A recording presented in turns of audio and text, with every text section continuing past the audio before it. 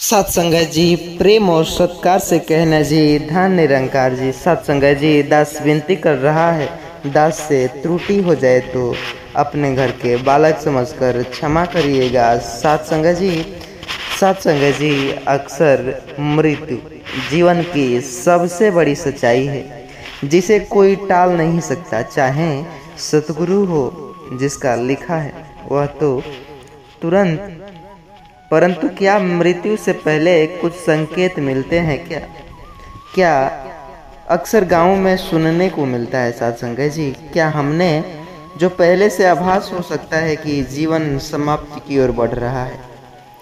कुछ लोग कहते हैं कि मृत्यु से पहले 7 चिन्ह मिलते हैं, जैसे सपने में चिड़ियों का व्यवहार, शरीर में विशेष बदलाव।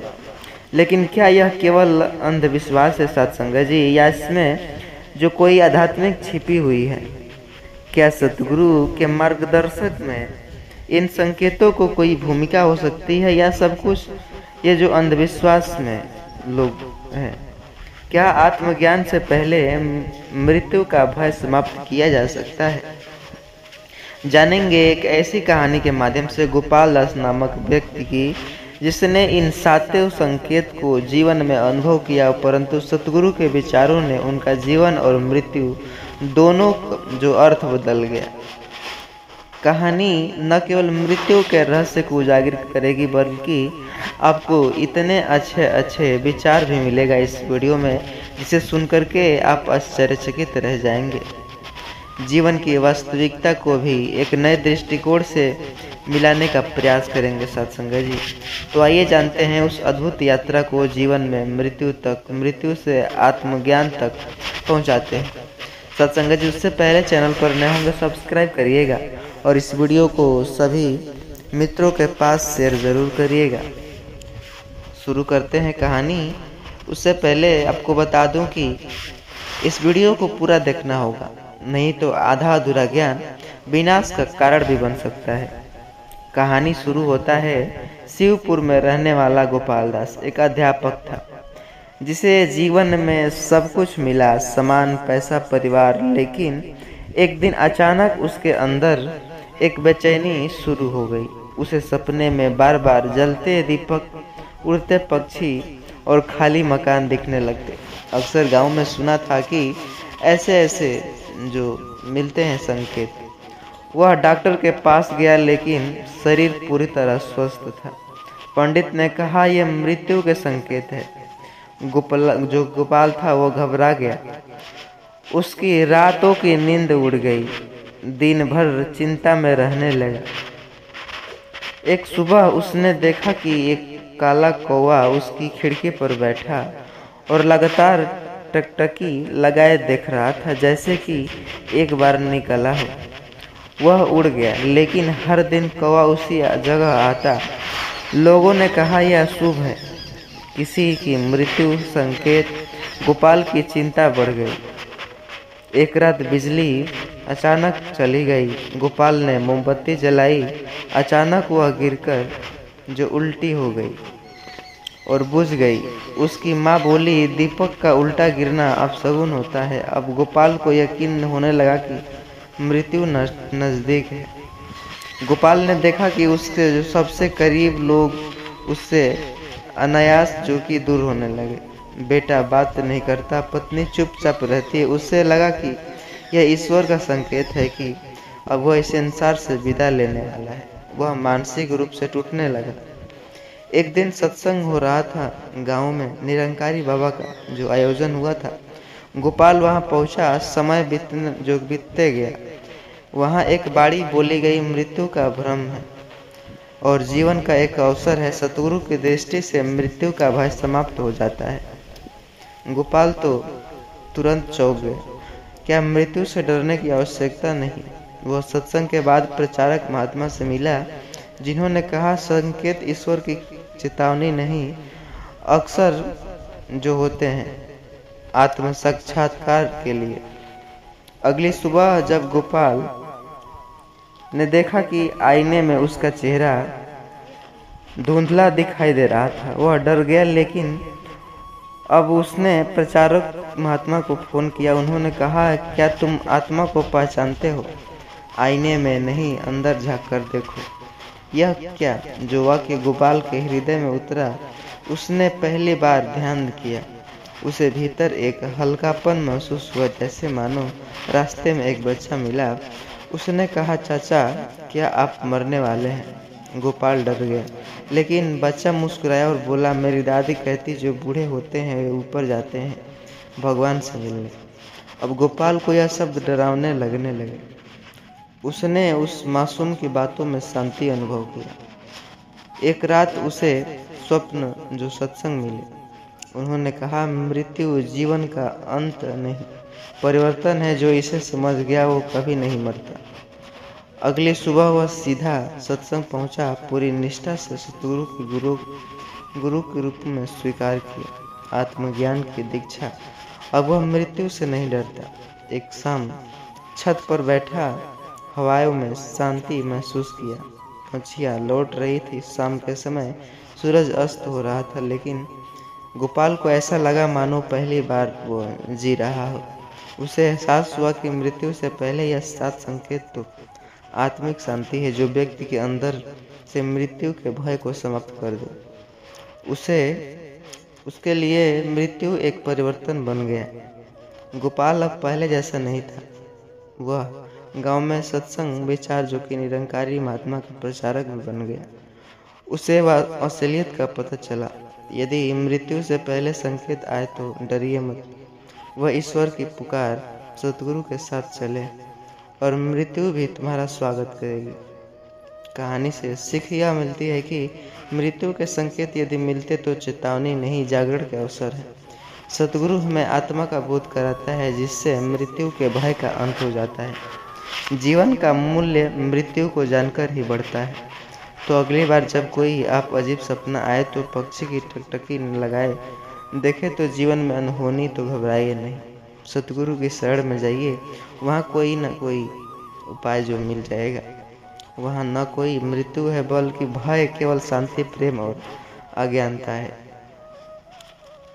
सत्संग जी, प्रेम और सत्कार से कहना जी, धन निरंकार जी।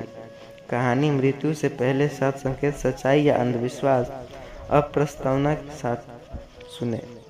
आशा करते हैं चैनल पर नए होंगे सब्सक्राइब करिएगा, वीडियो पसंद है तो लाइक करिएगा और इसे ज़्यादा से ज़्यादा लोगों तक शेयर कीजिएगा। सत्संग जी, भाग्य। अक्सर भाग्य का हर किसी को इंतज़ार रहता है। एक ऐसा शब्द है जो हर किसी की जुबान पर कभी न कभी जरूर आता है। कोई इसे भगवान की लीला मानता है तो कोई इसे केवल जो कि कर्म का फल। लेकिन क्या सच में किसी मनुष्य का भाग्य सतगुरु के हाथ में होता है? क्या प्रभु के हाथों में है, या अपने से कर सकते हैं अपना भाग्य? क्या कोई दिव्य शक्ति हमारे जीवन की दिशा मोड़ सकती है, या यह केवल अंधविश्वास है? हम अपने से अपने भाग्य को निर्धारित करते हैं। जानेंगे निरंकारी विचार के माध्यम से, एक कहानी के माध्यम से सत्संग जी। जिस कहानी को आप सुन लेंगे तो आप जान पाएंगे कि क्या कौन लिख सकता है। सतगुरु लिख सकते हैं या खुद हम अपने हाथों से लिखते हैं। तो सत्संग जी, आशा करता हूँ चैनल पर नए होंगे सब्सक्राइब करिएगा और इस वीडियो को पूरी देखने की कोशिश करिएगा, क्योंकि आधा अधूरा ज्ञान बहुत ही ज़्यादा विनाशी होता है। सत्संग जी, कोई भी काम हमें पूरा करना चाहिए, नहीं तो छोड़ देना चाहिए। आइए कहानी की ओर चलते हैं। एक ऐसी कहानी गिरधारी लाल की है, जो अपने जीवन की कठिनाइयों और विफलताओं को भाग्य का खेल मानता रहा। लेकिन जब उसका जीवन सतगुरु निरंकारी विचारों से टकराता है तो सब कुछ बदल जाता है। उसका भ्रम टूट जाता है और भाग्य के वास्तविक अर्थ को समझ सकता है। तो आइए जानते हैं उस रहस्यमयी यात्रा को, जिसमें सच्चे ज्ञान की रोशनी ने एक अंधकारमय जीवन को उजाला बना दिया। सत्संग जी, गांव सिकरी कला में रहने वाला गिरधारी नाम का जो किसान सालों से कठिन मेहनत कर रहा था, उसकी जमीन बंजर हो गई थी। 3 बार फसलें खराब हो चुकी थी और कर्ज इतना हो गया था कि साहूकार अब उसके दरवाजे पर आकर धमकाने लगते। तेरे भाग्य में गरीबी ही लिखी है रे गिरधारी, जो उसका मजाक उड़ाते हैं। गिरधारी यह सब सुनकर चुप रहता, लेकिन मन में एक ही सवाल बार बार उठता, उसका भाग्य ही सब कुछ है तो मेहनत क्यों करता है तू।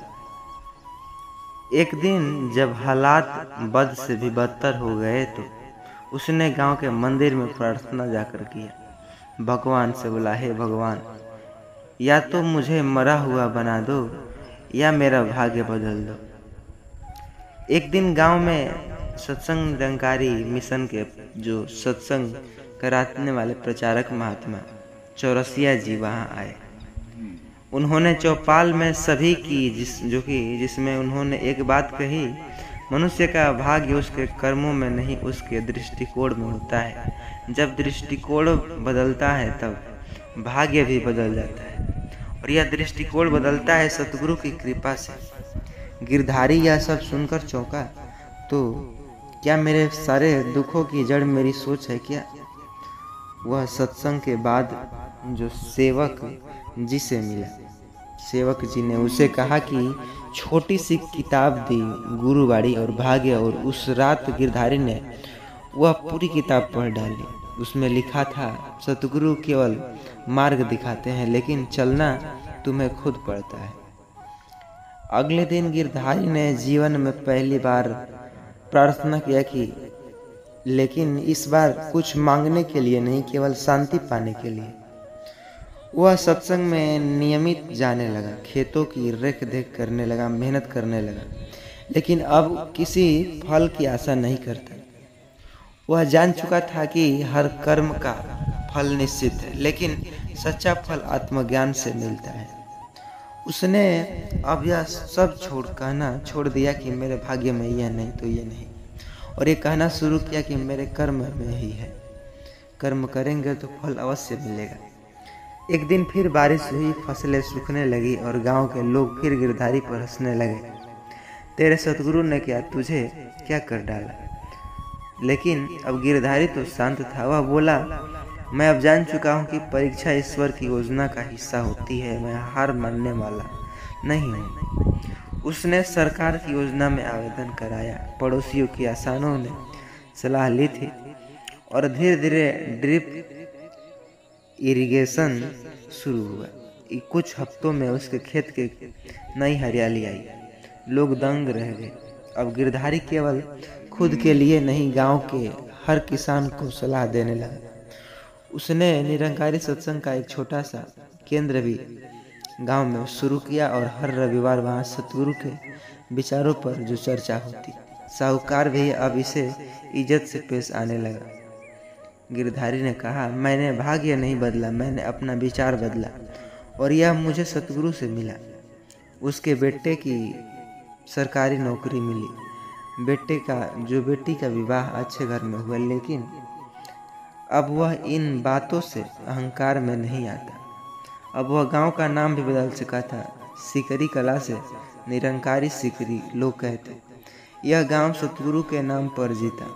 गिरधारी को अब गांव के जो बाबा गिरधारी कहा जाता। एक दिन एक युवा लड़का ने पूछा, बाबा क्या भाग्य सतगुरु के हाथों में होता है क्या। बाबा मुस्कुराए, नहीं बेटा, सतगुरु हमारे भाग्य को नहीं बदलते, वो तुम्हारे सोचने का तरीका बदलते हैं, और जब सोच बदलती है तो सारा संसार बदल जाता है। भाग्य केवल रेखाओं में नहीं, हमारी सोच में बसता है, और जो सोच ही सही दिशा देता है वह सतगुरु का काम है। वे चमत्कार नहीं दिखाते, वे हमें दृष्टि देते हैं, जिससे हम अपने जीवन में चमत्कार स्वयं रचते हैं।